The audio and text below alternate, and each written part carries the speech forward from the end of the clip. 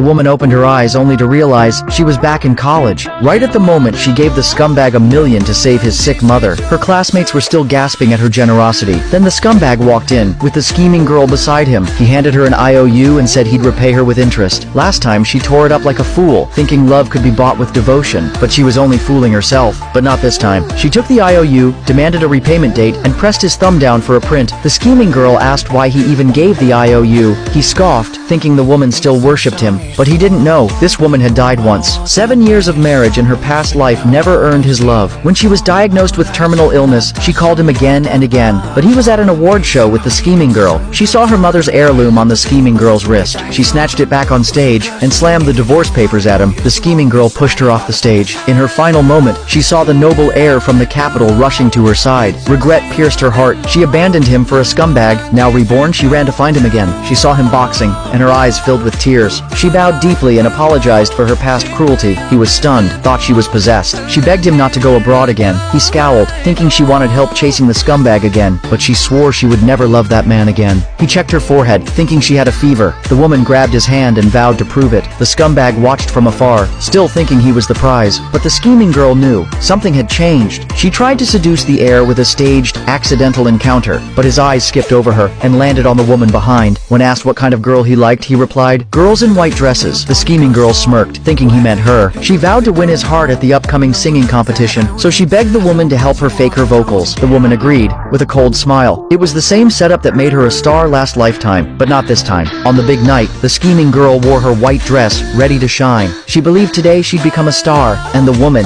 her shadow. As the music played, her voice stunned the crowd. But suddenly, the music stopped, yet she kept mouthing the lyrics. The host tried to fix the mic. She blamed the system. Just as she walked off stage, the music resumed. Her eyes widened in terror. The entire hall gasped. Someone was caught lip-syncing. The scheming girl panicked and called it a technical accident. But the crown prince stood up, voice icy cold. "What kind of accident? If it's real, sing it now." She trembled and claimed she was too scared to sing. He smirked, eyes sharp as knives. "You can't sing it, but someone else can." Suddenly, the woman stepped onto the stage like a queen, radiant, confident, unstoppable. Her voice pierced through the silence and stunned the crowd. The scheming girl clenched her fists, face twisted in disbelief. The song ended. The stage belonged to the woman. The scheming girl hissed, "You'll never get that man," but the woman only smiled with mockery. The host asked why she helped with the fake singing. She smiled, "Just a performance twist," then added, "Inspired by recent headlines, the faker's true voice." Then she added, "Every song the scheming girl claimed was hers." Gasps rippled through the crowd again. The host raised her hand. "She's the winner!" Furious, the scheming girl stormed off the stage. Down in the crowd, the crown prince gave a big thumbs up. His friend teased, "Is that smile for the girl in the white dress?"